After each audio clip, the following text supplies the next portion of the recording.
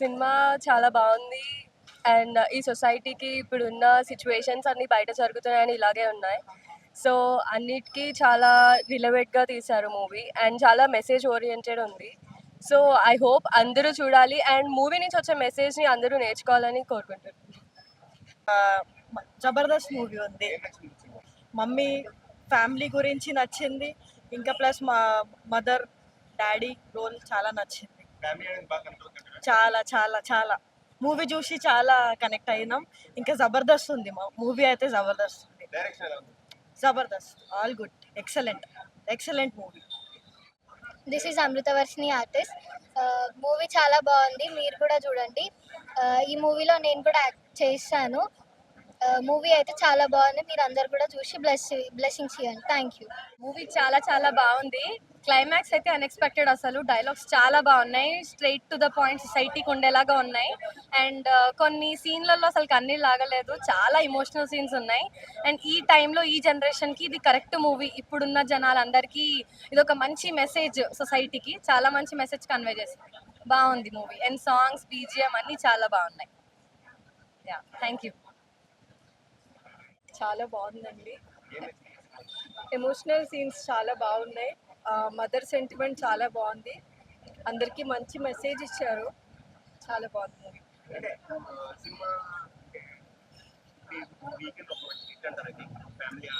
అవునండి, చాలా మంచి మూవీ. చూడాలి, అందరూ చూడాల్సిన మూవీ. సీరియస్గా చాలా మంచి మెసేజ్ ఉంది అందులో. నాకు చాలా నచ్చింది.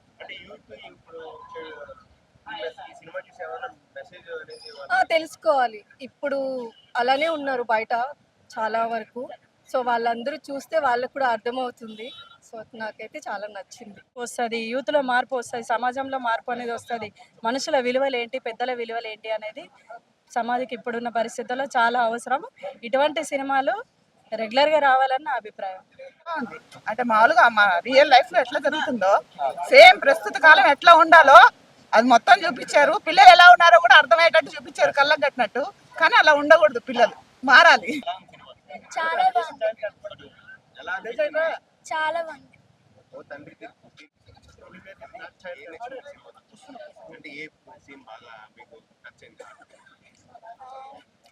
తల్లి తండ్రిని వదలకూడదు ఎప్పుడు.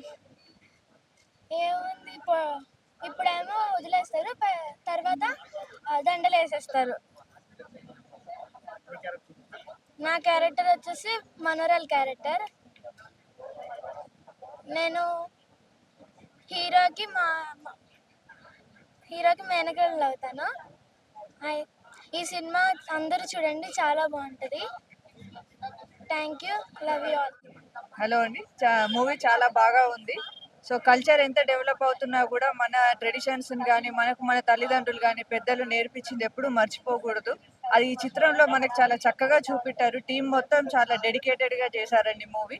సో ప్రతి ఒక్కరు ఈ సినిమాని చూసి ఆస్వాదించి ఎంతో నేర్చుకోవాలి. వస్తున్న ఎన్నో రకరకాల మూవీసే కాకుండా ఇలాంటి వాటికి మనం చక్కగా ఎంకరేజ్ చేస్తే మళ్ళీ తిరిగి మన కల్చర్ని మనం పొందొచ్చు. దాన్ని మన పిల్లలకు కానీ నెక్స్ట్ జనరేషన్కి కూడా మనం అందించవచ్చు.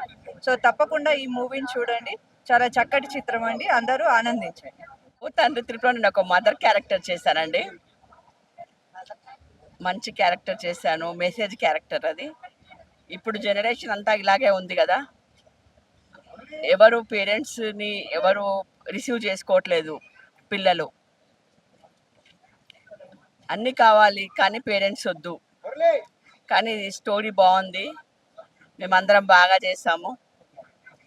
మన రాజేంద్ర గారు బాగా చేశారు, నా హస్బెండ్ క్యారెక్టర్ బాగా చేశారు. కథ ఆయనదే, కథ అతనే రాశాడు. డైరెక్టర్ గారు బాగా చేశారు. నెక్స్ట్ ఇంకొక నా అల్లుడు క్యారెక్టర్ రాజు గారు ఈ మూవీకి చాలా కష్టపడి వర్క్ చేశారు. నా కొడుకు క్యారెక్టర్ అబ్బాయి కూడా చాలా బాగా చేశాడు. అందరూ పిల్లలు మేమందరం బాగా చేసాము. మీరు మంచిగా రిసీవ్ చేసుకొని మమ్మల్ని ప్లేస్ చేయాలి. ముందుగా ఓ తండ్రి తీర్పు సినిమా రావడానికంటే ముందుగా ఫస్ట్ పుస్తకాన్ని ప్రింట్ చేయడం జరిగింది. స్క్రిప్ట్ను పుస్తక రూపంలో తేవడం మొట్టమొదటిసారి. అయితే అందులో భాగంగా నాకు ముందు మాట రాసే అవకాశం వచ్చింది, కొంత ఎడిటింగ్కు కూడా అవకాశం ఇచ్చారు. ఇక కొన్ని సందర్భాల్లో అక్కడక్కడ మాటలు చేర్చడం కూడా జరిగింది.